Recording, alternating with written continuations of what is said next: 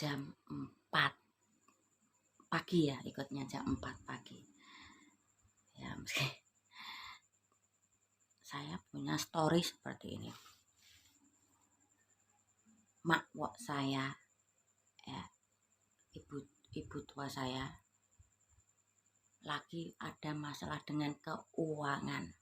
Terus beliau meminta saya untuk mencarikan pinjaman. Nah, saya carikan pinjaman ya ke tetangga saya dengan nama saya pribadi ya. Otomatis di mata orang yang saya pinjami ini mengira saya yang pinjam uang, karena saya ngomong saya yang pinjam untuk kebutuhan saya ya. Karena makwok saya tidak mau identitasnya terbuka kalau yang pinjam saya, uang yang pinjam saya ini untuk makwok saya ya. Ini story saya. Ini kalau ada taktik politik dari Pak Jokowi tentang keputusan MK, tentang politik dinasti, tentang ya ini ya, video-video yang masuk. Saya menyimpulkan banyak video-video yang masuk ke beranda saya menyimpulkan ya. Kemarin sih sempat kecewa juga, sempat ya belum bisa memahami ini ada apa sih. Setelah beberapa hari saya menyimpulkan dengan adanya video dan perkataan ya, Pak Jokowi rela menjatuhkan nama besarnya dan positive thinking yang diberikan rakyat kepada Pak Jokowi jadi berbalik ya. Nih ya, bermula mungkin Pak Jokowi sudah dengar ya, ada pengajuan apa itu ke MK bahwa capres-cawapres itu umur bisa 40 bahkan 35 tahun ya. Di sisi lain ada pengajuan ke MK dengan apa, batas umur 70 tahun ya. Nah, di sini saya menyimpulkan, mungkin Pak Jokowi sudah dengar ya, tujuannya sih supaya negara ini tidak jatuh ke tangan orang yang salah. Intinya Pak Prabowo sama Pak Ganjar ini wonge Pak Jokowi ya, terlepas dari masalah masing-masing capres ya. Karena saya melihat Pak Prabowo, ada video dari siapa itu ya, kalau tim Pak Prabowo itu dapat telepon dari Pak Pratikno, sedangkan Pak Jokowi sedang di luar negeri ya. Karena apa? Sebelum ada deklarasi Pak Prabowo Gibran, banyak kan baleho atau billboard Pak Prabowo sama Pak Jokowi, Pak Prabowo dengan Mas Gibran ya. Tujuannya apa? Ini juga orangnya Pak Jokowi, istilah kasarnya bolo dewi konco dewi ya. Kalau saya melihat seperti itu. Nah, di pihak Mas Gibran ya, ini kalau menurut saya itu ya, saya pernah melihat statement Mas Gibran itu seperti, saya patuh sama dan manut sama Bu Mega, intinya seperti itu.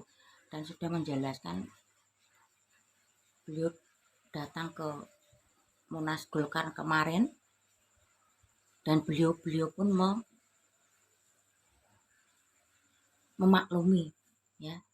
Kalau saya melihat berarti apa, Mas Gibran kan ya, ada yang bilang sih Mas Gibran minta kayak Ya itulah dunia politik. Dalam dunia nyata pun kadang ya kita harus yang buat kebaikan itu demi kebaikan, yang penting ya kalau menurut saya ya sedikit berbohong bolehlah. Ini menurut saya pribadi ya, karena saya ngomong tadi di video di awal kan. Nah, ini menurut pribadi saya ya. Terus Mas Gibran juga bilang sebetulnya tuh gerak Mas Gibran tuh antara mau maju dan tidak itu bimbang, ragu. Karena apa? Kalau Mas Gibran maju jadi wakilnya Pak Prabowo, nama baik ayahnya akan jatuh. Tapi kalau Mas Gibran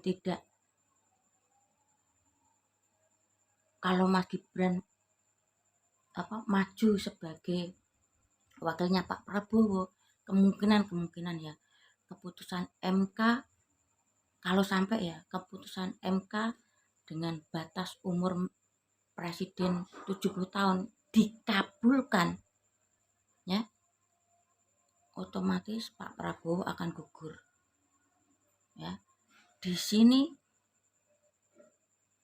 letak Mas Gibran membek, aduh,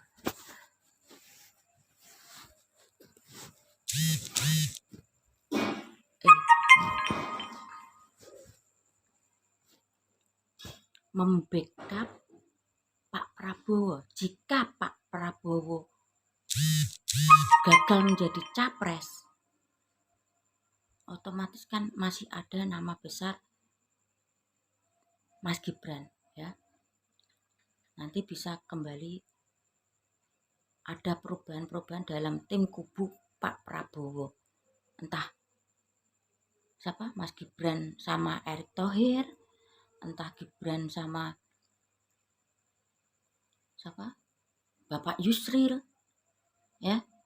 Ini kemungkinan yang bisa terjadi menurut saya ya. Ya emang dari dulu itu Pak Prabowo intinya tuh pasang billboard, pasang spanduk ya, intinya kalau dalam bahasa keseharian bolo dewi ya. Ini menurut apa ya, pengamatan saya atau rangkuman dari kata-kata beliau-beliau yang terlibat ya.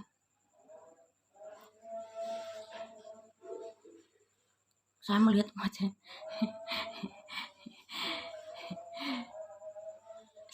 wajah Mas Gibran tuh ya agak berat di usia umur segitu, harus apa ya, menyerahkan dirinya.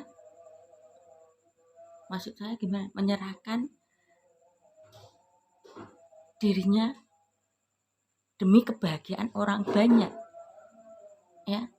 Sama lagi seperti itu, makanya ngomongnya tuh agak berat. Kalau ada apa dengan Mas Gibran ini ya, ya meski orang-orang di luaran sana ya saya masih memaklumi lah, pola pikir orang kan masing-masing ya, ada yang pro ada yang kontra, mungkin kurang sabar terus terus mungkin ada yang emosi langsung ya kata-kata apa semua keluar ya. Saya mengamati mencermati semua itu ya. Intinya kepemimpinan selanjutnya tidak menjadi kepemimpinan selanjutnya itu tidak terjadi atau tidak dipimpin dengan orang yang salah ya. Kalau saya melihatnya tuh seperti itu ya.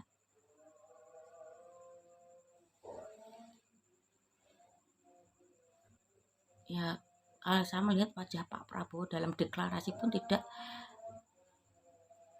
gembira, tapi saya melihat hatinya tuh ya sudahlah, nggak apa-apa, yaitu bentuk nasionalisme Pak Prabowo ya. Kalau saya melihat seperti Pak Prabowo sekarang itu seperti itu ya. Jika ini kemungkinan ya Ya memang ada yang benar, ada yang bilang seperti ini. Jika Pak Ganjar tidak masuk satu putaran, otomatis pendukung Pak Ganjar bisa ke kubu Pak Prabowo, karena di situ ada Mas Gibran ya. Dan jika Pak Prabowo-nya gugur, kemungkinan kan pendukung Pak Prabowo bisa lari ke Pak Ganjar, atau pendukung Mas Gibran bisa lari ke Pak Ganjar ya. Sebetulnya ini taktik yang rumit sih, dengan kelegowoan orang-orang yang bersangkutan ya, semua intinya demi negara. Ini menurut saya ya, ini misi bukan main-main ya. Kemungkinan sudah, intinya gini loh, oh ada kabar ini, kita harus mempersiapkan ini ya, ada kemungkinan ini, kita harus mempersiapkan ini ya. Contoh saya kemarin bilang seperti ini. Ini contoh keseharian saya ya. Orang tua momongan saya itu katanya bulan Desember besok itu ada pengurangan karyawan. Saya dihubungi sama mamanya Hana, Mbak Lis, gak usah mbok pikiri, yo tetep koyok biasane, nek nggonku ke Desember ki ada pengurangan lagi ya. Dari situ saya udah seneng dapat bocoran.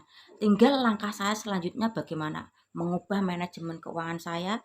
Tadinya saya mau mengambil cicilan motor, saya pending dulu sambil menunggu keputusan di bulan Desember nanti ya. Saya sudah ada planning untuk mengambil motor, tapi dengan adanya kabar seperti ini, saya sabar, saya tunggu keputusan sampai Desember dulu ya. Selanjutnya bagaimana ya, meski di PHK maupun tidak, saya tetap mau mengambil cicilan motor dengan catatan nunggu kepastian Desember iya atau tidaknya. Kalau misalnya iya jadi di PHK, otomatis saya mengubah sistem manajemen saya ya, yang tadinya mungkin 1 juta jadi pemasukan saya, kalau dengan keluarnya Hana sebagai momongan saya jadi 500.000 misal seperti itu ya. Saya harus mengubah lagi taktik manajemen keuangan saya ya. Itu kalau menurut saya itu seperti itu ya. Pak Jokowi sudah mendengar, mungkin awal dari pertama ada keputusan kalau apa, mungkin duluan yang ini ya, apa sih ini, kalau batas maksimum presiden itu 70 tahun ya, mungkin berawal dari itu ya. Makanya mungkin kemungkinan Pak Jokowi mengubah taktik itu ya. Tapi menurut saya itu keputusan pengajuan ini Pak Jokowi sebelumnya belum tahu. Setelah mendengar mungkin bisa meracik racikan politik tuh seperti apa ya. Bermula dari mungkin dari situ ya. Setelah kok saya melihat kabar lagi ya, pengajuan minimal 40 tahun itu, Pak D-nya Mas Gibran tuh tadinya tidak mau mengesahkan, tapi setelah ada nama Gibran, beliau berani mengesahkan dengan mungkin kemungkinan ya, Projo juga akan bisa bergabung ke Prabowo ya. Kalau kemungkinan yang dicalonkan itu bukan Mas Gibran, otomatis kan tidak ada pendukung Projonya, kemungkinan kan bisa tipis yang mendukung Pak Prabowo misal ya. Otomatis mungkin Pak Prabowo bisa kandas dan pendukung Pak Prabowo larinya ke Pak Anies ya. Itu menurut saya. Oke, sampai di sini. Mungkin sudah setengah 5. Saya mau bantu-bantu Kanjeng Mama sudah kayak gelodakan. Oke, sebelum masuk ke dinas permomongan, makanya setiap kadang terapung gelilir ya, makanya saya bikin konten kalau pagi tuh riuh dengan anak-anak momongan. Oke, sampai di sini tetap jaga kesehatan.